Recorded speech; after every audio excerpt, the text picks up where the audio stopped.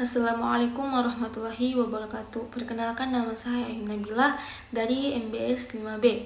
Di sini saya akan menjelaskan materi tentang komunikasi pemasaran, yaitu adalah konsep dasar komunikasi secara umum, di mana konsep adalah proses pertukaran informasi antar manusia yang nantinya akan menimbulkan suatu interaksi atau reaksi.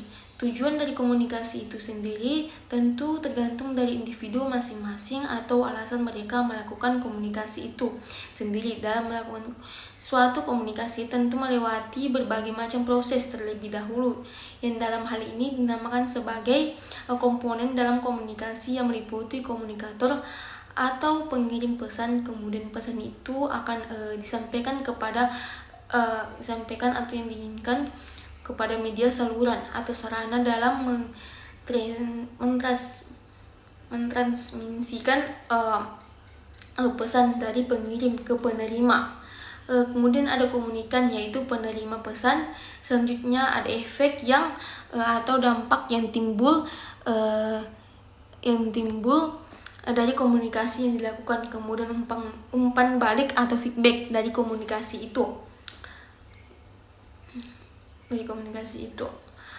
Kemudian dilakukan efek dari komunikasi yang terakhir dari lingkungan.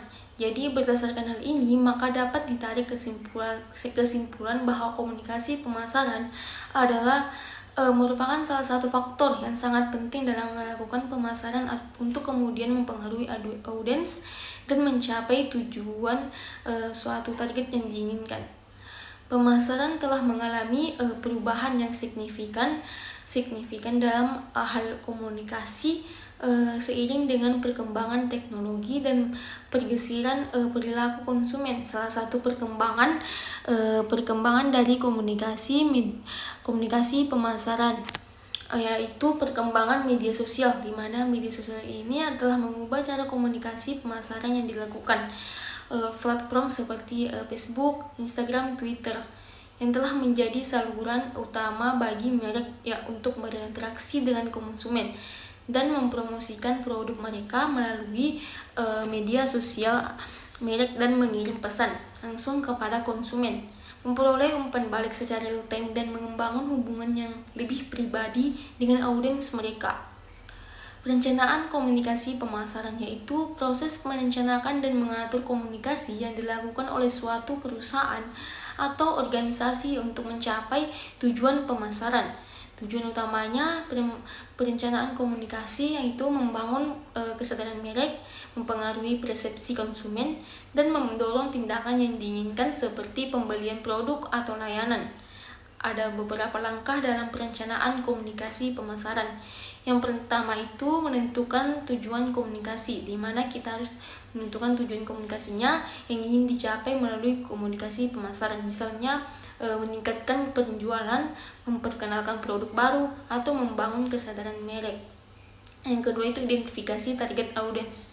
Kenali siapa target audience Anda, paham karakteristiknya, demografisnya, preferensinya, dan kebutuhan mereka akan membantu Anda mengarahkan pesan yang lebih efektif. Yang ketiga itu menentukan pesan dan nilai. Tentukan pesan utama yang ingin Anda sampaikan kepada target audience. Pastikan pesan Anda itu relevan, menarik, dan membedakan produk atau layanan Anda dari pesaing. Tetapkan nilai-nilai yang ingin Anda komunikasi seperti kualitas, keandalan, dan atau inovasi.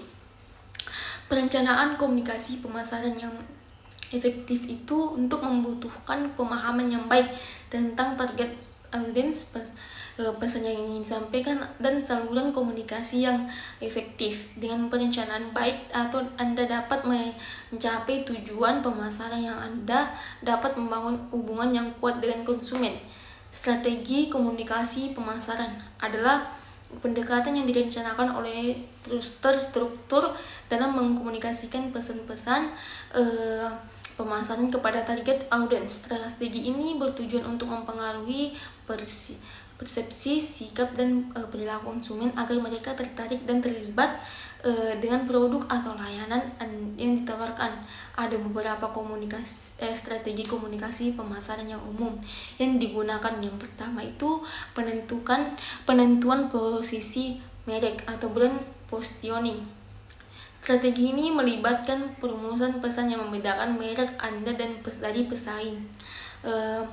Anda perlu mengidentifikasi atribut unik dan keunggulan kompetitif yang dimiliki oleh produk atau layanan Anda dan mengkomunikasikannya secara jelas dan konsisten kepada target audience. Yang kedua itu segmentasi pasar atau market segmentation. Dalam strategi ini pasar dibagi menjadi segmen-segmen yang lebih kecil berdasarkan karakteristiknya, demografis, geografis, psikografis, atau perilaku konsumen.